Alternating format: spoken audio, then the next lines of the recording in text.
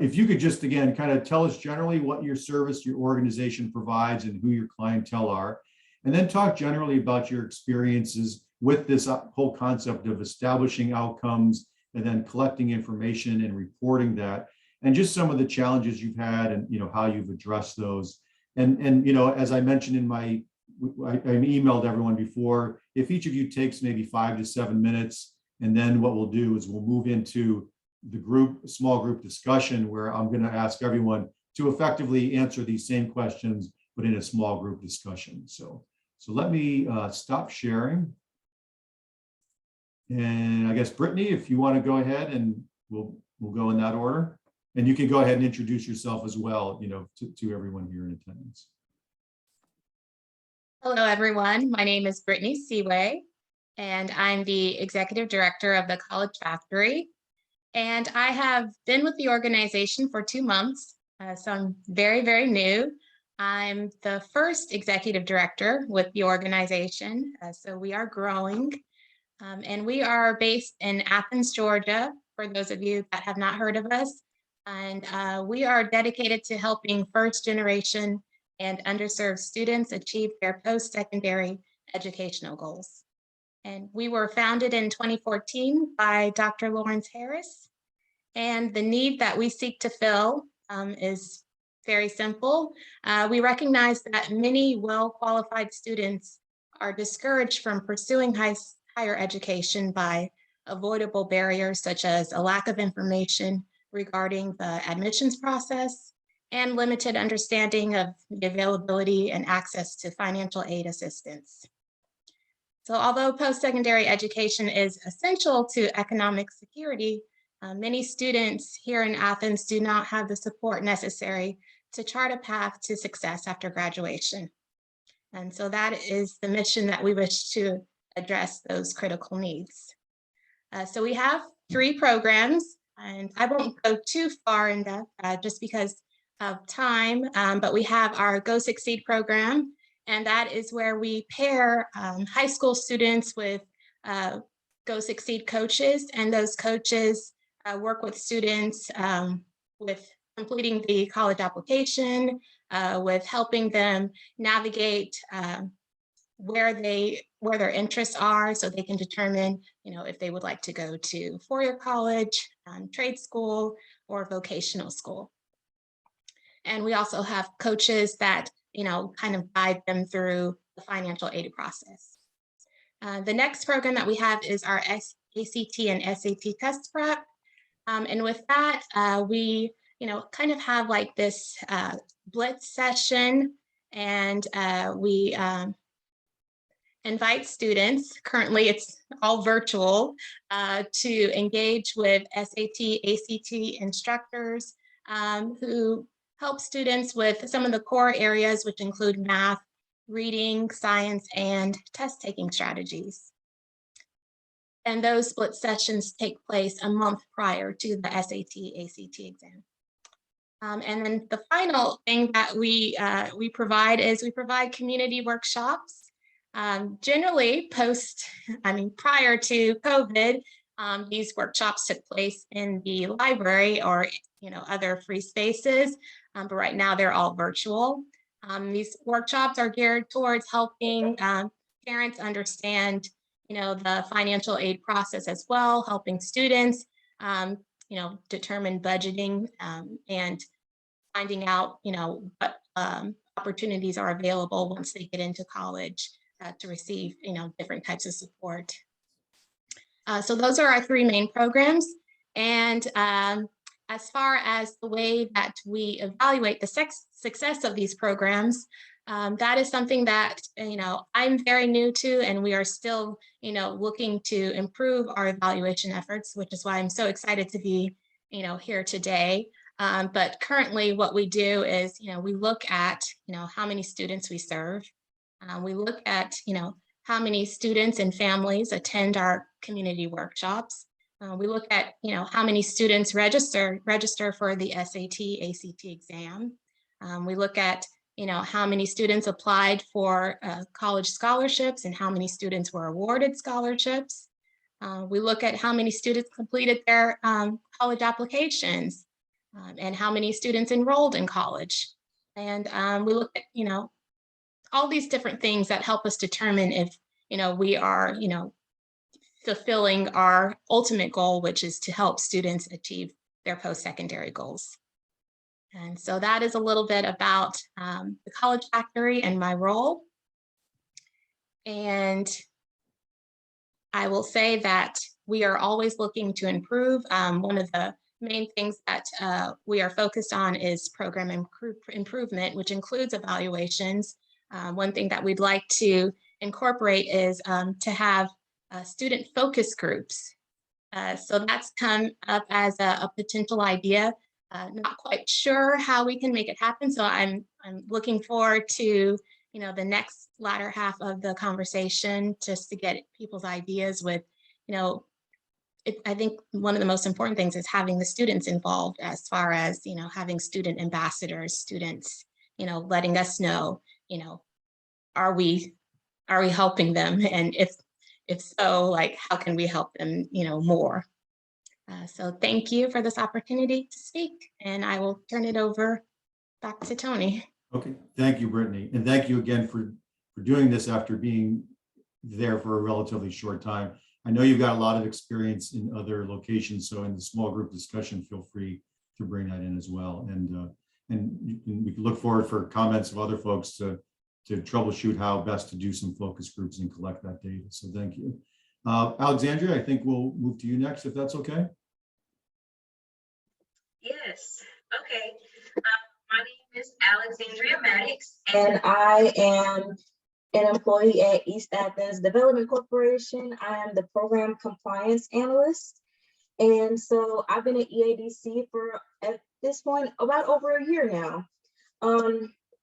So our programs include, we're a fiscal agent for healthcare training and job placement at Innovative Healthcare Institute. So those programs include patient care tech, phlebotomy training, and CNA as well. We also have youth education enrichment programs, job coaching and placement programs as well. So those workshops include, the topics include soft skills, resume building, and interview preparation, mock interviews, for example. Then we also have community engagement and participation, and then monthly drive-through food distribution, addressing food insecurity as well. So primarily our clientele and participants are underrepresented individuals, especially like racial and ethnic minorities, African Americans, and then very low income individual families as well.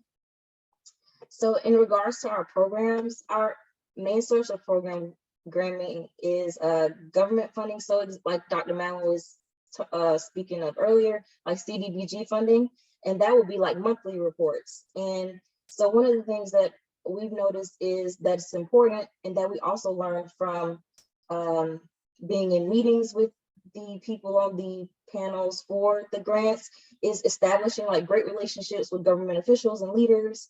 Then for our monthly reports, so throughout the month, anytime there's a program, we document like detailed summaries of the programs and interactions that we have with participants, community members, and that also includes pictures. So it's like even putting it out to the community and other people within the office and the community, and they can also see and read what's going on in the community as well.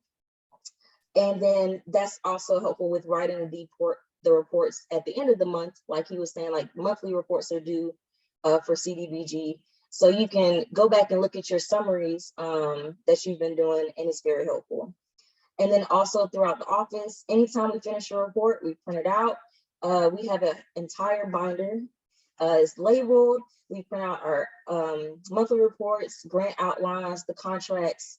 So it's kind of like a one-stop shop for all the information that you would need, or that you have been completing throughout the course of the grant period. And if anyone else wants to see it, or like, hey, how do you do this? It's all in your notebook. It's all documented. And that's why I believe that documentation is the key here. Because let's say that you're not here next year, someone else may want to follow in your footsteps, and they will have paper documentation to see how to see what you did and grow from there. So at the end of our programs, or resource fairs, for example, we'll send out surveys to the clients that we serve and also the organizations that participate as well, because you want to hear from the people that you're serving and also the people that are volunteering to help your organization to see what ways that they can see what ways that went well and what ways that they can help in the future, and also what your clients may want to receive help with in the future as well. And then after receiving these surveys, well, we also do like follow-up. It's also important to do like post-program follow-up. So following up with people a few months down the line to see how it has affected them long-term as well. And then after receiving the surveys, it's also important to do some like self-reflection on the program. So one thing that I did, for example, with the job coaching was like a logic model. So you're going to be looking at your short-term, long-term goals, your inputs, your outputs, your resources, and this can also help long-term for the next grant cycle and see where to allocate your funds or what people you may want to bring in next year as well. So even throughout all of this process, there are still going to be challenges. So some examples of challenges that we have at EADC will be insufficient funding sometimes and lack of revenues for capacity building. And then also when we may not receive grants that we apply for, we set up meetings with the grant team to discuss our application. So you want to see what you can do better for the next application cycle. And then we also have volunteers from the community who has previous experience with grant writing to also assist with your grant writing process. And it's also nice to have multiple eyes to look over your application as well. And that's all I have, Dr. Mallon. All right, great. Thank you so much, Alex. It Yes. sounds like, unlike some of my students, you don't wait to the last minute to do your reports. You're keeping information all along, right? Yes, So that's the key. great leadership. Thanks so much. And again, in the small groups, our panelists won't be facilitating the small groups. They'll just be, participants. So feel free again to discuss more, or folks, you can ask Alex more questions then. So our last panelist is Beto Mendoza. And so I'll turn it over to you. Good morning. Thank you so much for having me here. I'm Beto Mendoza, coordinator with Athens Immigrant Rights Coalition and Dignidad Inmigrante in Athens. We are particularly different. We are a grassroots. We operate as a grassroots, and finally, we have to report as a nonprofit. That's one huge difference. Our work is in the area of immigrant rights under the human rights scope, and our participants, our clientele, basically is the migrant community, working migrant families, undocumented students, and K-12 kids. And it's the different subgroups and organizations under Athens Immigrant Rights Coalition work to address the needs of these groups. I'm sorry. So yeah, our programs are designed to target the needs of these communities in terms of education, working, information, and some legal aspects. In Dignidad Inmigrante, our mission is to create spaces for liberation. So it's hard to find indicators of the impact we have in our community. I'm going to talk about one of the programs who work with both organizations, with Athens Immigrant Rights Coalition and with Dignidad Inmigrante in Athens, and that is the Latinx Fest. We have been celebrating 13 Latinx Fest in Athens. And the way, we feature arts in art, music, poetry, theater, dance, food, music. It's organized by the community members, and the profit from food and sales stay in the community with the families who provide the food or make the food, or the artists, 100% to them.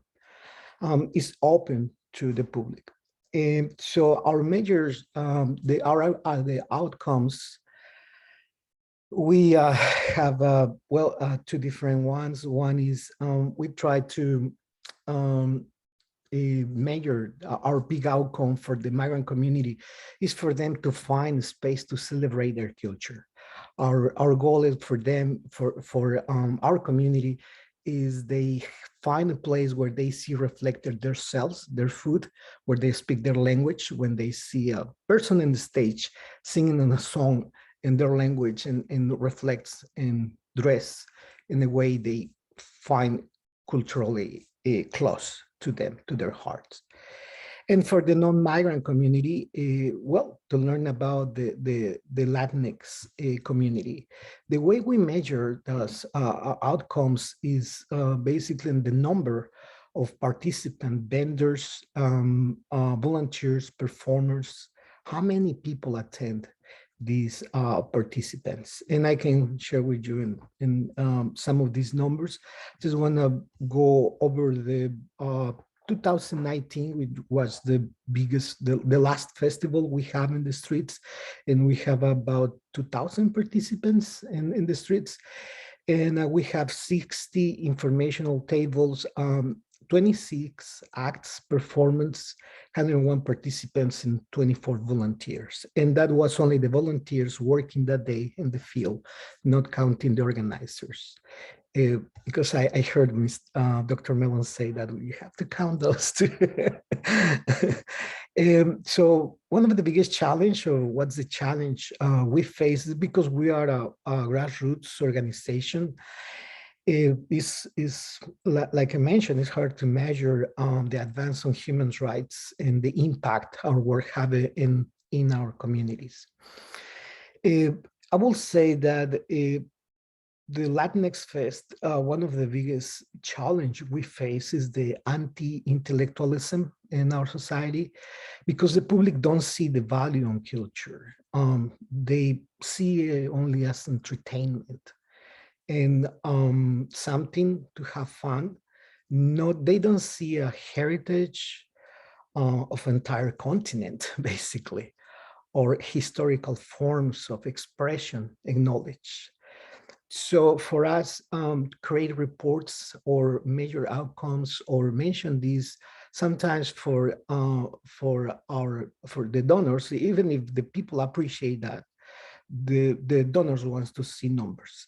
So what we do is we do a bunch of reports on numbers about how many people attend and trying to measure the outcomes of these festivals, not in terms of if somebody was crying because see tamales or pastelillos, as the Puerto Ricans say, or they see somebody else dressing in their indigenous customs or the dances, that basically will not be much to we can use for the reports. But yeah, the numbers are like a pretty good ways to measure these. Yeah, basically that's what I have. Okay, thank you very much. And it's a good example if you look at the our three panelists. You know, Brittany, your program is fairly narrow and focused on educational attainment. I'm not saying it's easy to evaluate it, but it's a little bit more narrow. Then we move to, Beto's organizations, which are broader in focus, and it can be harder. And sometimes numbers alone won't always capture the impact of your services. And so that is just an inherent challenge in evaluation, is trying to convert what you're doing to not always, numbers don't always capture it, but then if it's not captured by numbers, how do you still reflect the impact and the success, of your program? So these are definitely, challenges that nonprofits face. And so it's a perfect segue into having you all talk about this, and maybe, we understand whenever we do these nonprofit training series that the presenters are not the only knowledgeable people in the room, that everyone in attendance has a lot of information to share. And so what we're going to do, Mark is going to put us into about 4 groups, I think. Um, That's right. some of us may be there to facilitate, but we may not have enough facilitators in each group to go around. But frankly, you don't really need us, to facilitate. It's really what we'd like you to do, though, is I put 4 questions in the chat, and I'll try to send these to you once you're in the groups too. But if you could, give an example from your agency of what 1 or 2 of the outcomes are that you do have or that you're aspiring to develop. What's an indicator that you either do use or that you could use? And how do you or how will you collect data on that? And then just what are your general challenges regarding this whole process? So what we really just want you to do is kind of emulate what some of our presenters talked about, but sharing this with each other in small groups. And then I think if we have time, even offer each other, advice on, well, we've done it this way. Might that work for you? We're right at 9:18 now. I think if we go till 9:30, it's only 12 minutes, but so I don't think we'll be able to have, I think that'll be enough for everyone to at least give a brief representation. And then when we come back, Blaine and Coral are going to talk a little bit about from their perspective from HCD. And then during the Q&A, if you want to share what your small group discussed, or if there was a question that was brought up in your small group that maybe you all couldn't answer, and you could present that to any of the panelists or any of the presenters.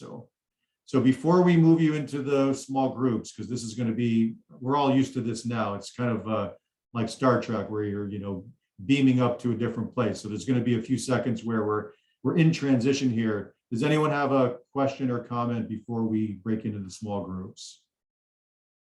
And you all see those questions in the chat. Those are guiding questions. If other questions or discussion topics seem relevant to your small group, that's fine. But it really should just focus around this general area.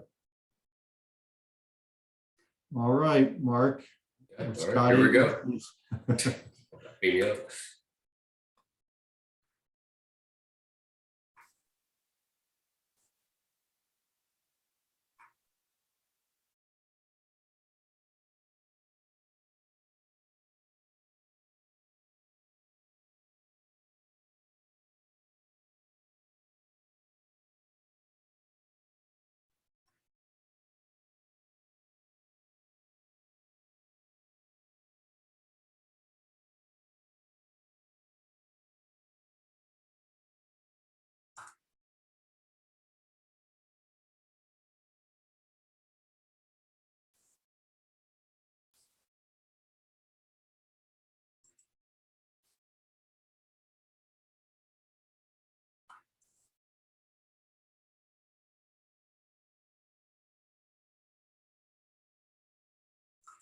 Brandon, I believe you do have a note that tells Erica.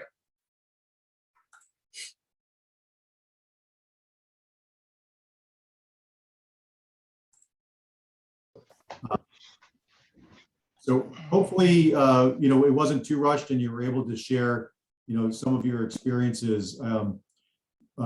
As I said, I think what we're going to do is I do want to make sure that our presenters from HCD have plenty of time, and I'm sure you want to hear from them as well. And then we'll have time during the Q&A that if any questions came up in your group that you just want to share with the group to get some feedback, or to any of the panelists or speakers, we can do that.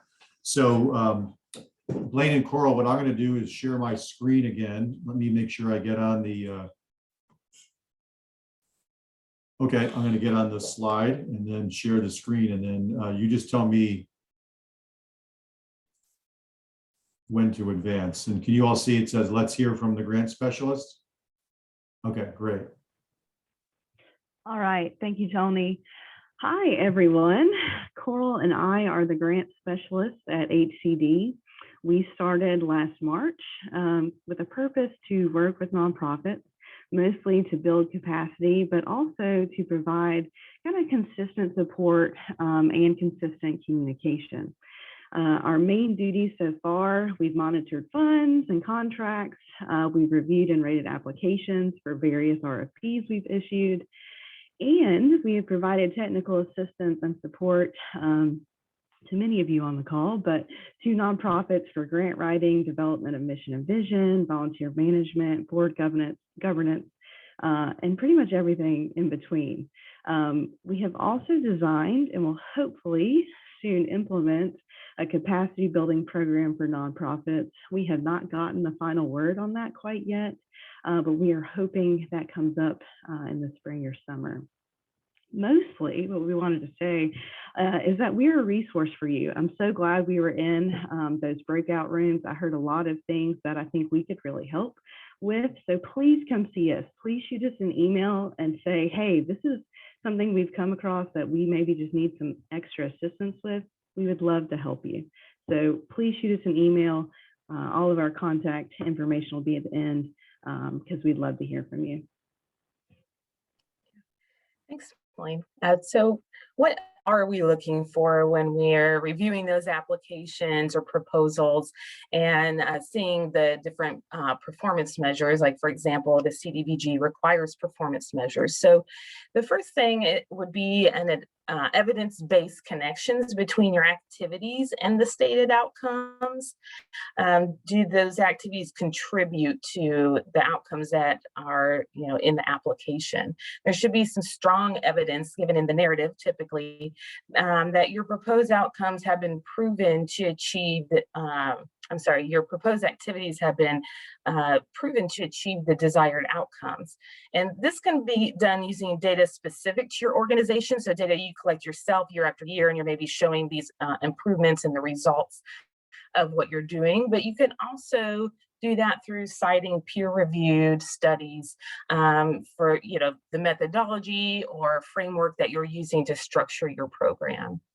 The frequency of these activities and the length of time that they occur also matter.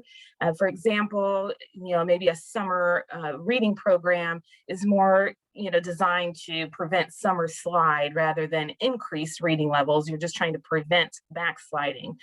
Maybe a reasonable outcome for that would be 75% of your participants maintain their reading level. There might be some improvement, but you don't want to overpromise on that. Whereas for a shorter program like that, if you said 100% of your participants had increased their reading levels by 50%, that would be a little unreasonable. I would be doubtful that outcome would be achieved. However, if it was like a daily after school program, then we would expect to see that greater increase in reading levels. Another thing that we're looking at is alignment of tracked indicators and your proposed outcomes. So we want to know that your indicators are actually relating to the outcome and that you're measuring what you think you're measuring. Let's say that after school literacy program chooses to track their participants' GPA, for example, and that's going to show improved literacy. But during a technical meeting with that nonprofit, I might point out that GPA might not be the best indicator because they are, includes maybe subjects like math or science that aren't really directly related to the literacy program. And maybe a better indicator for that would be tracking Lexile levels of your participants. So you just want to make sure that you have, there's a really good alignment between your indicators and the outcomes that you're saying you have. Probably the biggest thing for me that I'm looking at when I see performance measurements is specificity. I knew I would have a problem with that word.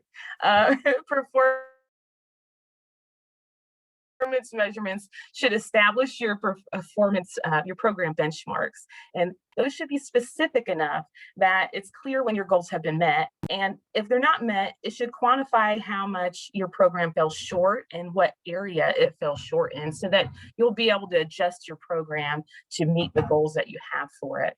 Non-specific measurements immediately raise questions to me about the actual impact of a program. If we go back to that literacy program example, maybe an unclear performance measure would be increase the reading proficiency of participants. Immediately, I'm going to ask, how much are you going to increase their proficiency, and in how many of your participants is that going to happen? So this is also really important because it's going to allow the organization to know if they met their measurements and adjust that program. And so maybe a better performance measure would be increasing the reading proficiency by 25% in 20 participants. So it's very clear. It also makes it clear to a funder what the full impact of your program will be.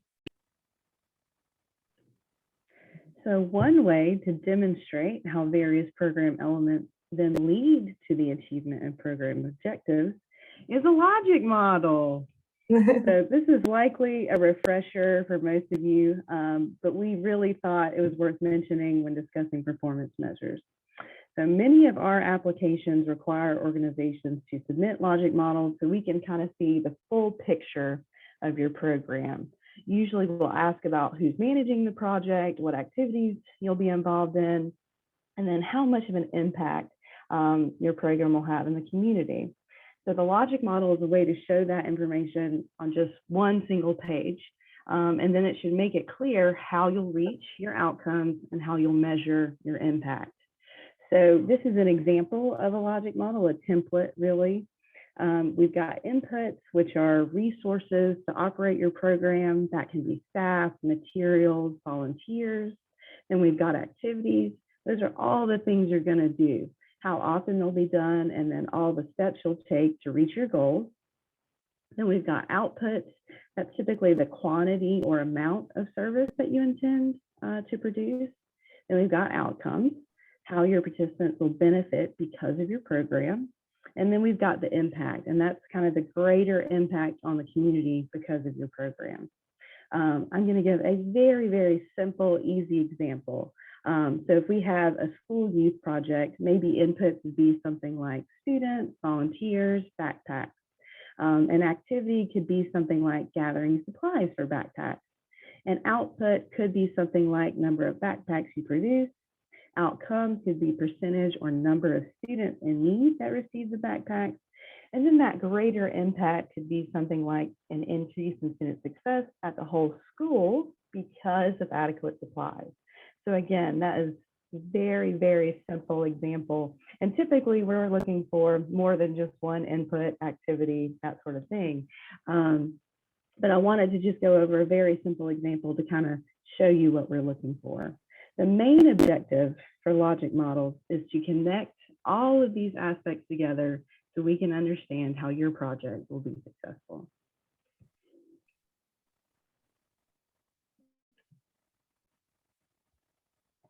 Okay.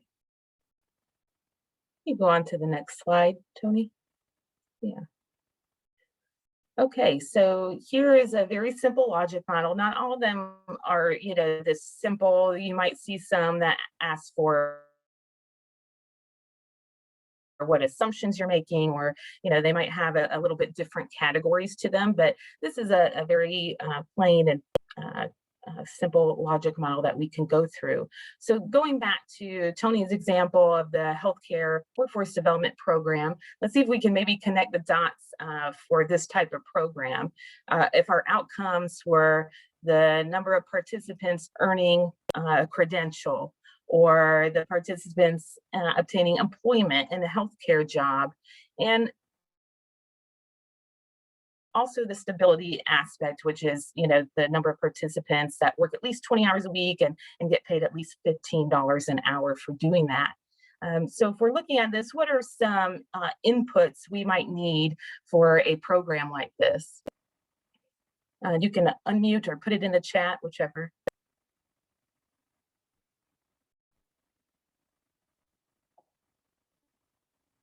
Anybody have any inputs?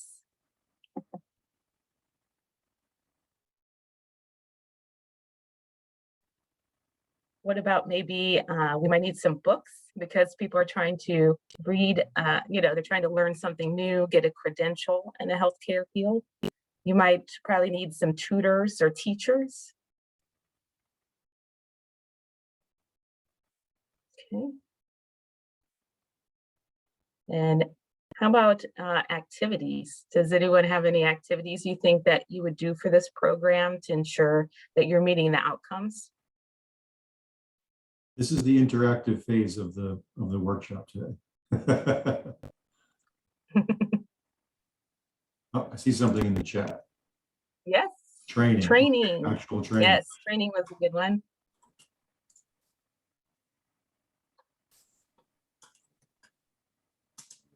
And maybe we'll put in there just to make sure it's specific is, maybe we're doing weekly trainings, something like that. That way, when a funder like HCD looks, we can know how often you're doing those activities. What kind of outputs would you see if we have books and teachers and trainings? What kind of outputs would you want to see for a program like this?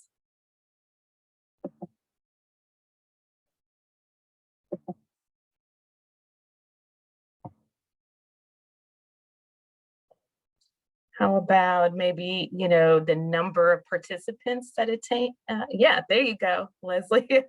We're on the same wavelength. So the number of people that are attending those trainings and maybe the number of sessions, training sessions that are held.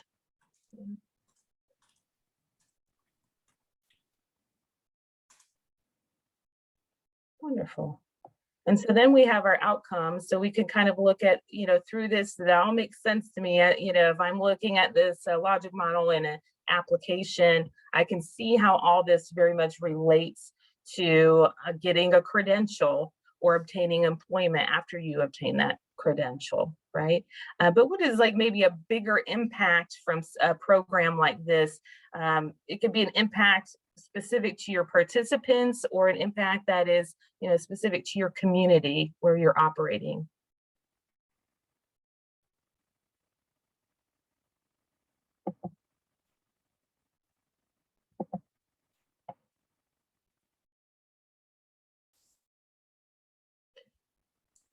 One thing that I had thought of when I'm looking through this is maybe a better healthcare system in your community because you have adequately trained staff, right? That's a community benefit or community impact. And again, with the, let's say you have 20 participants. Now your 20 participants are more financially stable, yes, and have better job opportunities, like Alexandria said.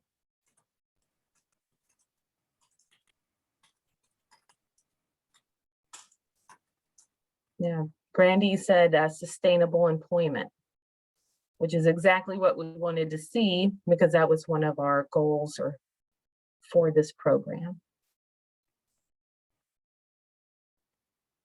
Great, so you could kind of see how all of this relates throughout your logic model and how it should all, like, basically I tried to have, you see there's two different sections here. I'll try to have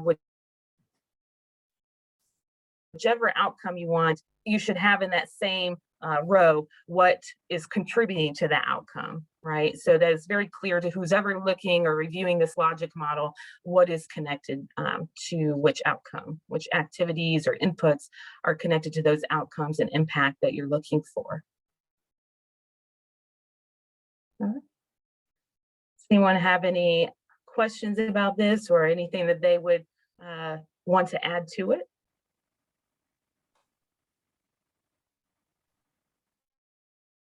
What we can do, because we're close to 9:50, if it's okay with you, Coral and Blaine, we'll kind of move into the Q&A. So if anyone has any questions on kind of logic models in general, because it sounds like, and I will tell you, I just talked with someone from the Department of Public Health at Georgia yesterday who got a CDC grant. And I said, can you tell me about your program? And she said, well, let me just show you the logic model. So logic models are good for funders, but they're also, because I'm a potential, she was trying to find out who in the community might be interested in the project. They're a great communication tool. So it's really not just kind of an academic exercise. It really is something that can help to facilitate communication, not just with funders, but with potential collaborators. So, but let us kind of make a transition to either questions about the logic model, questions in general to the folks from HCD, or maybe questions that arose in the small group discussions for any of the panelists or the presenters. And I'll kind of monitor the chat, Mark, but if you could help me with that too, in case I miss it. So question from Steve Mason, where could I find more written information about logic models to get ideas? So I actually, Steve, let me just go back to this slide. Am I still, yeah, the screen's still being shared, right? If this down here, the Kellogg Foundation, I can send you this. It's a much longer document, but the Kellogg Foundation has a great guide that kind of goes through the nuts and bolts of logic models. And they do a great job because it's coming from a very applied, it's coming from the funder perspective. So if you email me, and my email's at the, I can put my email in the chat, I can send you the document. And then I can send you some others too, but this one is actually, I find to be comprehensive, but very straightforward and workable at the same time. I'm just opening up the chat again. Yeah. Can I see. add to that? Oh, sure, of course, yeah. Yeah, so as Blaine had said in the chat, we do, the grant specialists have a nonprofit listserv, and we have shared a database, a best practices database that has a lot of information about logic models in it. And in fact, it does have that Kellogg Foundation guide in there. So if you're not already on the Housing Community Development listserv, let Blaine and I know, and we'll add you to that and give you access to that database. Brandy asks, should we create one of these like logic model for any programmatic grants we apply for, or just when they ask for it? I have my own thoughts, but I'll defer first to Coral and Blaine, or anybody else in the room who feels as though they want to give their perspective. So I actually think it is very helpful for your program to do a logic model, whether a funder asks for it or not. It helps you stay on track. It helps you have goals and activities and expectations and outcomes very clearly. And you can also, see if your program makes sense. I know that's simple, but it's just a really helpful tool, I think, for nonprofits to use when you're developing a program, when you're trying to improve a program. Certainly you want to do it when someone asks, but if you've already got one, it's even better to be able to use it, excuse me, if you got it on hand, and maybe you can just tweak it and make it specific to a grant funder. I would just add, if you remember, we talked earlier, funders are not the only reason we do this, but if, in fact, the client benefit is really the fundamental reason. So if you believe that doing a logic model helps you design a helps you craft a well-designed program where the activities lead to the outcomes, which lead to impact on the clients, then I would concur that it's helpful to do this, not just when the funder asks for it. The other thing is, if you're doing it in the context of writing a grant and the grant's due in 2 weeks, you all know how stressful that can be. And it also sometimes leads to maybe not having the most thoroughly designed program. Whereas if you are doing this kind of on an ongoing basis, and then you've got that logic model, and then a grant comes, due, you say, okay, well, we've got our basic logic model here. We just need to maybe tweak it or adjust it. That's also helpful. So it does require some forethought, but in the long run, you're probably putting yourself in a better position to actually, get grants, because you're not doing it just in that short-term grant writing process. So let me just see if there's other questions. Steve notes, I think the Data Innovation Project, great, has some cool resources. So folks, look in the chat, you can see some links there. Yeah, it's good for succession too. I think what you're saying, Justin, is if new people come in, as Alexandria kind of alluded to earlier, having that information, capturing the historical knowledge of the agency and being able to say, here are our programs. Brandy also asked, should we include it on the application? Some funders are specific. Yeah, it's a good question. I've also heard, and I've been on funder panels where they say, should we include articles about our agency? Should we include awards that we got? Some funders will be very clear, don't do that. You know, they don't want extra stuff. I would say if you can include a logic model in the context of your grant, right? Because if they're saying, tell us about your program design, and you do that in by way of a logic model, that's probably fine, right? Because it doesn't mean, if you feel as though that's going to really capture your program, or sometimes they'll say, you know, you can add attachments. The other thing is, and Blaine and Coral, you tell me if I'm wrong, funders are not these, you know, robots off somewhere that you can't communicate with. You could always email or call and say, hey, we've got a logic model. I noticed you didn't ask for it in your application. Would that be helpful if we added it? And many times they're happy to respond to that, you know, so that's just another thought about that as well. And again, Blaine or Coral or anyone else with experience with this, please feel free to contribute.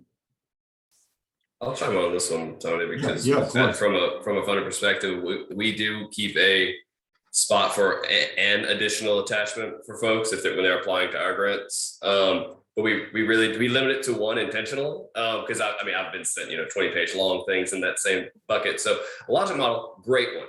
The longer ones, it's probably, while I'm going to read it, all of our reviewers, that's not something we're going to put on them to read this additional document that's not part of the review. It's not the same as what everyone else is putting out there. So if it's helpful to explain or understand something you already have, it can be great. But I think exactly what you said, Tony, you can ask. And that's the thing. And if anyone, all of it, and anyone who is going to apply for United Way funds this year, of course, ask early and often, as many questions as you have. That's what we're here to do. That is why we've got people managing those things. But that's one of those things where you can't. But I think it's always worth considering how much extra am I sending somebody? Because if it becomes long, it's kind of like they probably didn't necessarily want to review that, or they might become concerned that it's a leg up on the other applicants with something they didn't ask them to do also. And so it can feel unfair. And so that's another reason. So there's multiple reasons why why a funder might not ask for or want to receive additional documents, because they may not want to, one, make you overwork if you weren't going to do it, but to receive different things from different applicants, therefore making it a little bit imbalanced.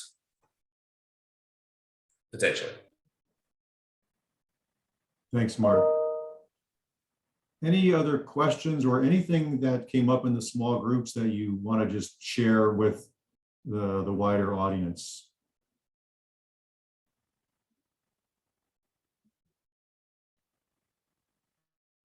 I will share one thing, and this is not to put the funders here on the spot, so you don't have to answer this, but one observation that some of the folks in our group mentioned is that lots of times funders will give you money for services or supplies, but not for overhead. And that particularly for smaller nonprofits that maybe have one or two staff members, to try to write the grants, provide the services, do the reporting, and then do the bookkeeping and things like that, or just kind of the general answering the phones, that can be quite a challenge. And so so that was just something they wanted to note as an experience and as a challenge that they deal with. So sometimes it's not capacity in terms of their knowledge, it's simply the infrastructure that some of the smaller nonprofits don't have, and that's a challenge. So and funders are, you'll see things, we only spend, $3 for administration, and that's kind of a selling point for some nonprofits. But if the nonprofit is too lean, that can be challenging to be able to get things done. And I know that a lot of the funders are aware of that. But anyway, that was just something that came up in our group. Any other groups, did anything come up that you just wanted to share with the larger audience here? I want to briefly comment on that, Tony. Sure. As far as, capacity building goes, we've heard that from a lot of smaller nonprofits. I think that's one of our huge goals in this capacity building program, is to build up capacity, not just in your program, but overhead and your people, and people who can actually sit down and potentially manage the grants that you apply for and that sort of thing. And so we are working on that. Additionally, though, please reach out to us. we are a resource for the community to help with grant writing. We cannot write the grant for you, I'll tell you that right now, but we absolutely can read your grant and provide feedback and maybe take off some of that stress as far as, is this okay, is this right, and all that kind of stuff. So please utilize us as a resource, especially while we're still building this capacity building program that we hope really helps, especially with those smaller nonprofits. Great, thanks. And I really wasn't trying to put you on the spot, but I knew you had some, you might have some ability to reflect on that. So we've got just a minute. Any final quick questions or comments? I think, Mark, we can make this PowerPoint available, which will have our contact information. So if you're registered, we can send that out. And I want to thank our three panelists for, kind of giving us their perspective, both in terms of their successes and challenges. Thank everyone for being here. Hope this was helpful. Feel free, as Blaine and Coral mentioned, feel free to contact me as well if you feel like it would be of any benefit. And certainly, Mark, United Way's grant cycle is going to be starting pretty soon, right? So feel free to reach out to Mark as that starts to happen. Our next nonprofit training series will be in, I believe, late February, but we will send out information specifically on how to register for that and the topic and the presenter. So with that, I'll say thank you, everyone. Thanks to Blaine and Coral also, and have a great rest of your Friday and a nice weekend. Enjoy the very cold weather. Everybody, have a good day. Thank you.